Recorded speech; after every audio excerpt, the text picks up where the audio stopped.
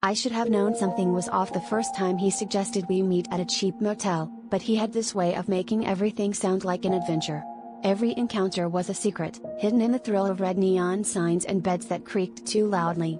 He told me his place was complicated, that he needed time before inviting me in, and I believed him because I wanted to believe I was different, special, a hidden treasure worth protecting from the world. For months, our whole relationship was made up of late-night whispers and hurried goodbyes in unlit parking lots. One night, he finally texted me, "Come over. Apartment 4C. I want you to see where I live." My heart beat out of my chest. I had never even parked on his street before, always told to meet him somewhere else. The building looked normal enough, but my nerves were shredded as I climbed the stairs.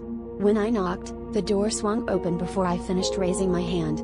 There she was, a woman with swollen ankles and a belly that made her look like she could burst any day. Her eyes were cold, but her voice shook with something between rage and heartbreak. "So you're the reason he's never home?"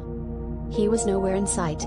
I stood there, frozen, my mind racing for any explanation, but she didn't give me a chance to speak. She hurled accusation after accusation, every detail making it clear that I was just the latest in a string of secrets he'd kept. I tried to defend myself, but the truth was, I'd ignored every red flag because I wanted the fantasy more than I wanted the truth.